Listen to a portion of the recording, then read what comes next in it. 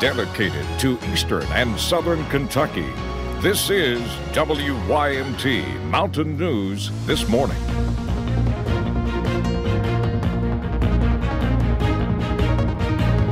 Good morning, I'm Taylor Upchurch. Today is Wednesday, March 27th. Let's check in with Brandon Robinson for a look at your forecast this morning. Brandon, it was a little chilly out there today, but that's not the case for the entire day. Exactly, and the sunshine's going to warm us up quickly once it comes out about close to 8 o'clock this morning, so hold on for that. But to start your day, warm those cars up and grab those jackets. Let's take a look at UVA-wise this morning. All quiet over there, starry skies as we overlook the campus there in Southwest Virginia. We go to McKee this morning and still all quiet there downtown in Jackson County this morning. We go on over to the temperatures and you can see 22 now in Monticello there. It's always the coldest spot in the region. 32 in Moorhead, 35 Jackson. A little warmer on those ridge tops this morning. Ridge Valley split for sure. Average high for this time of the year, 62, will be about 3 degrees above that today at 65. The record high set on this day back in 1998 of 84 degrees. I'll have the rest of the forecast coming up here in just a few minutes. Taylor? All right, thank you, Brandon. Officials in one New York county have declared a health emergency to deal with an ongoing measles outbreak. They're banning unvaccinated people under 18 from public spaces. CBS's Tom Hansen has the latest from Rockland County.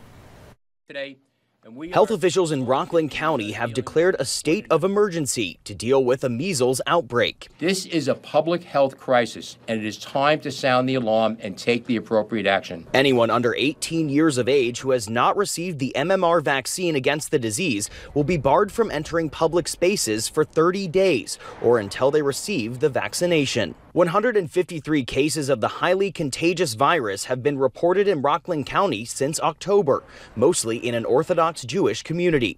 New York State currently allows religious exemptions for the measles vaccine. I think something needs to be done, but just to say, we got to ban everybody and underage and things like that, I don't see that doing more good than hurting. If it's going to cause an epidemic, you have to follow the rules. It's unclear how the temporary declaration will be enforced. Officials say violating it could mean a $500 fine and 6 months in jail.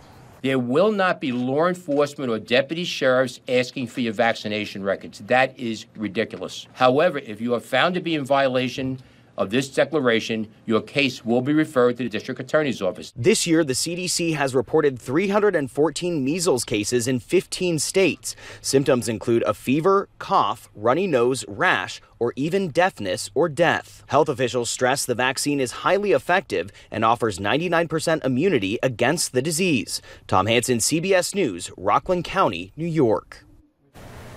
Anyone under 18 who is unable to be vaccinated for documented medical reasons is exempt from the declaration. And officials at Pennsylvania's Temple University are coping with a mumps outbreak. Right now, dozens of people are believed to have contracted the disease. The numbers have gradually increased over the last month. City health officials say as of yesterday afternoon, there are 105 cases. 18 have been confirmed. Mass vaccination clinics are set for today and Friday on campus. Health officials say close to 1,000 people have already received booster shots. And the Cumberland Fire Department was called to a reported fire on West Sand Hill Road just outside of Cumberland.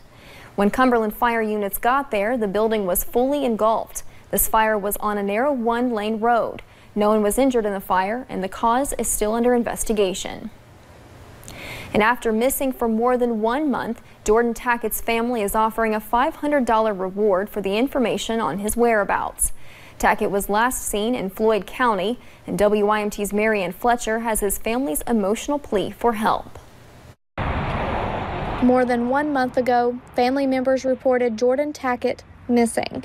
The most longest he's ever stayed away was just 3 days, and he would call either my mom or Granny. Jordan's brother, Brian Tackett, says his disappearance has devastated their family. Ever since Jordan went missing, she's been crying her eyes out about every day. Please come home. This is Jordan's great-grandmother, Wilma Spears. Please come home. She has raised Jordan since he was 3 years old. Jordan has never done me this way since I have had him.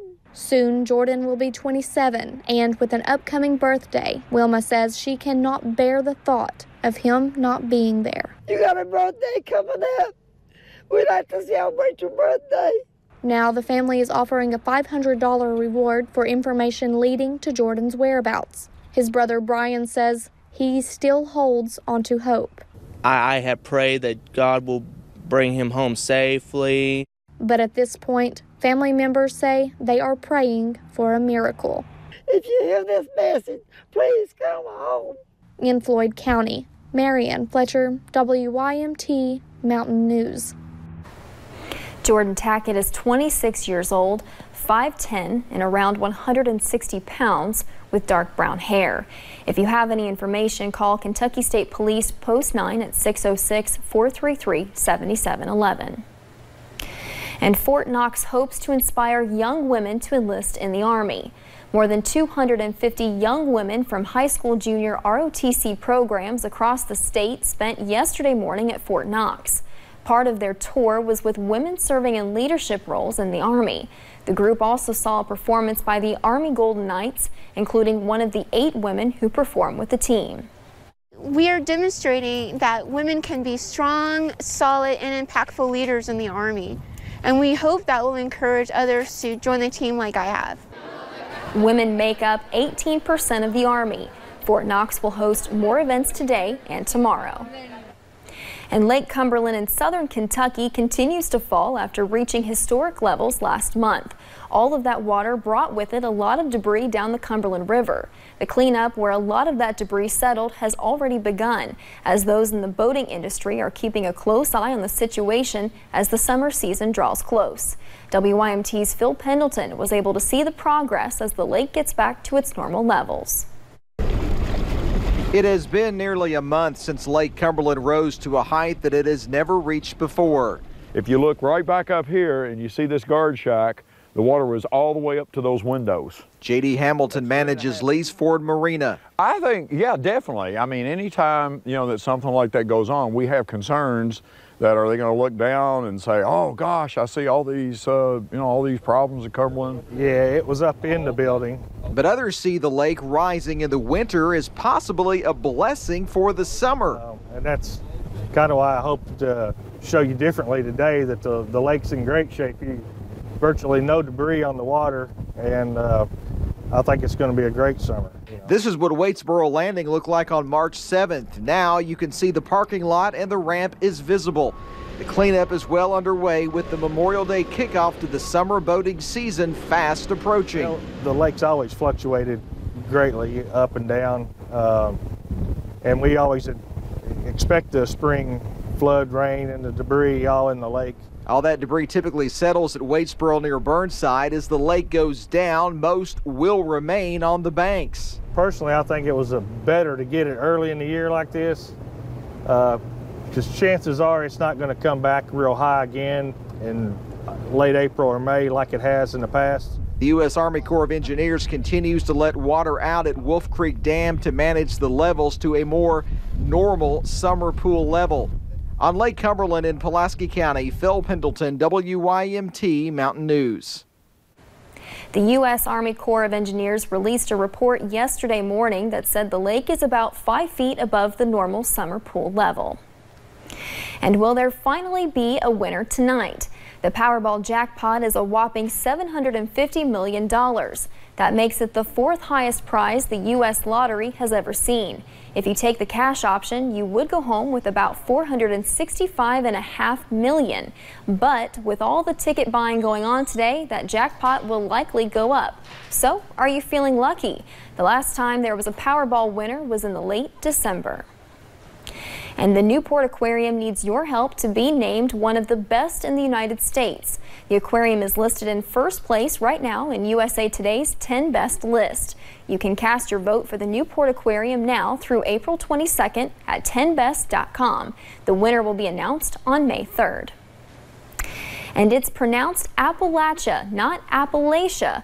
Lawmakers give the pronunciation lesson in a resolution calling for the state's Tennessee Blue Book to discuss how people in Appalachia talk.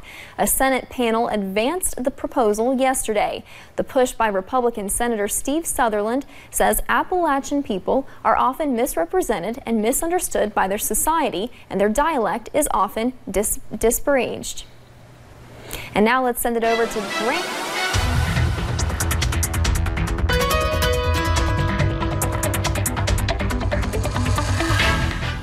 Well, the forecast this morning, after a bit of a frosty start, should be a fairly nice day. Let's take a look at the satellite and radar.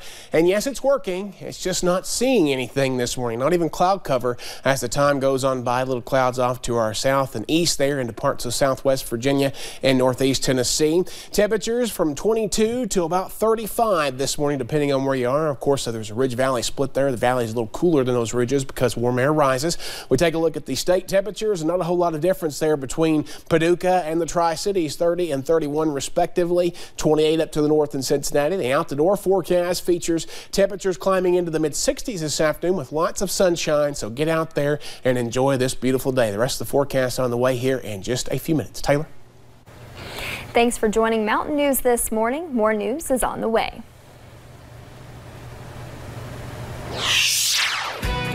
And it takes more lessons and homework to fix a school. First, you have to clean it.